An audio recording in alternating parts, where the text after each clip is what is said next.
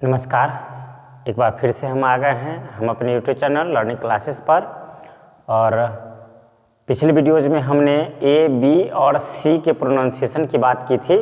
अब इस वीडियो में हम डी और ई के प्रोनाउंसिएशन की बात करेंगे और उसके आधार पर कैसे रीडिंग करें, कहाँ पर साइलेंट होगा, कहाँ पर किस तरह से प्रयोग करेंगे, हम इसको सीखेंगे। तो चलिए बिना देरी किए हुए शुरू करते हैं। डी से ड होता है और डी से ज भी कहीं कहीं पढ़ते हैं। अब देखना है कि डी का प्रयोग कहाँ ड और कहाँ ज करना है।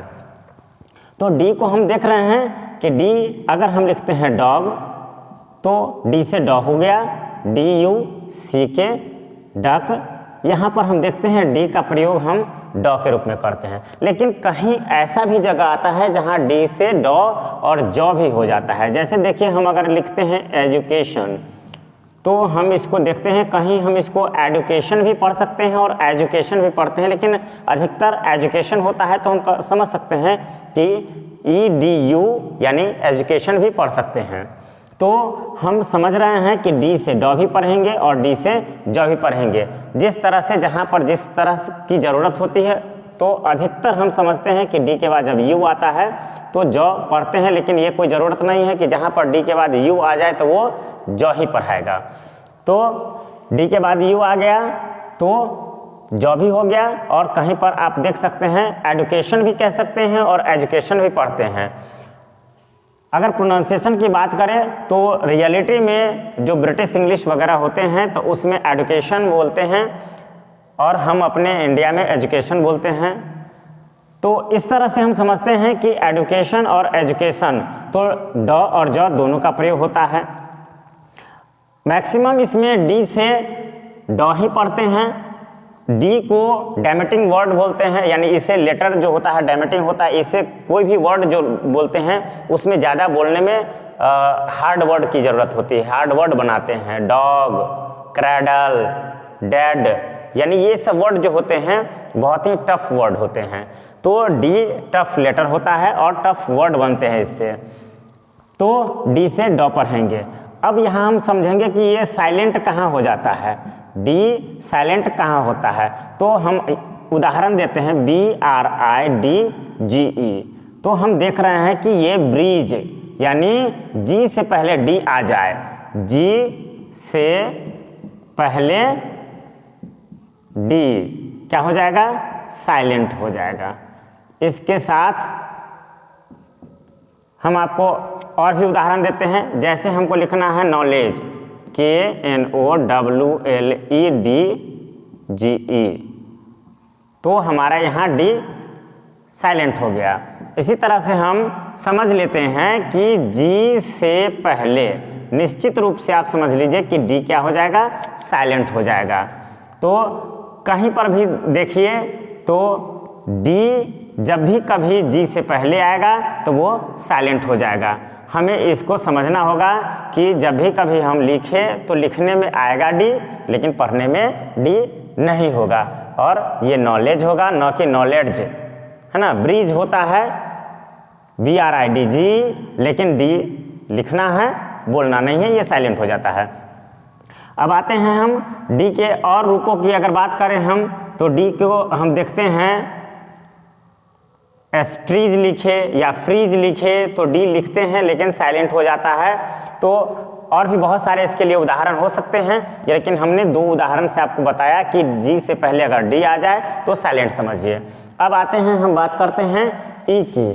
तो हम देखते हैं कि ई से हम क्या सब पढ़ सकते हैं। ई से हर्ष ई भी पढ़ सकते हैं और दीर्घ ई भी पढ़ते हैं, ई से ए भी पढ़ते हैं।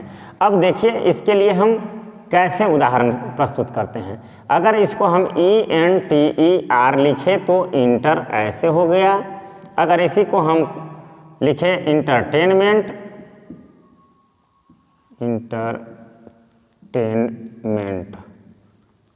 तो हम यहाँ देखते हैं कि ई हो गया। लेकिन इसी को अगर हमको लिखना है HE ही तो दीर्घिकार हो जाता है, SHEC ये भी दीर्घिकार हो जाता है। तो हम यहाँ देख रहे हैं कि जब भी कभी ई रहे तो हम शुरुआत में जब रहे तो समझिए कि ई छोटा हो जाएगा, और जब भी कभी वो लास्ट में या ज़्यादा जोर से बोलने वाला वर्ड के साथ ई आए तो वो दीर्घिकार हो जाएगा। अब देखिए जैसे PEN, तो यहाँ पेन एकार हो गया। इसी तरह से हम लिखते हैं MEN, एकार हो गया यानी कि मेन। तो हम देखते हैं कि ई से ए भी होता है।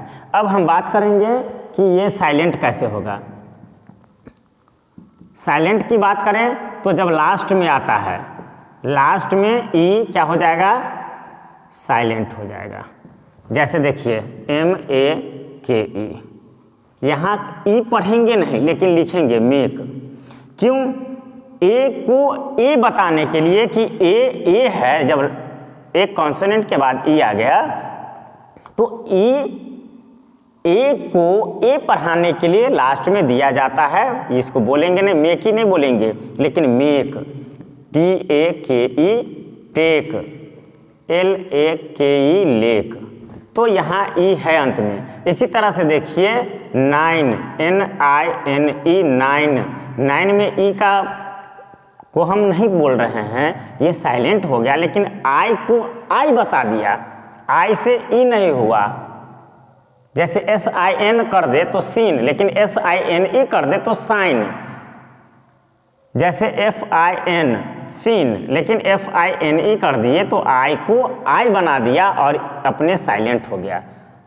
तो ई जब लास्ट में रहे तो साइलेंट होता है। तो आज के वीडियो में बस इतना ही। डी और ई के प्रोनाउंसिएशन को लिखने के लिए आप आसानी से इसका प्रयोग कर सकते हैं और सीख सकते हैं। हम आशा करते हैं कि हमारा ये वीडियो आपको अच्छा लगे तो लाइक, शेयर और कमेंट जरूर करें। सब्सक्राइब कर ले हमारे चैनल को, ताकि हम जो भी वीडियो डालें आपके पास आसानी से और बहुत तेज़ी में पहुंच जाए। Thank you.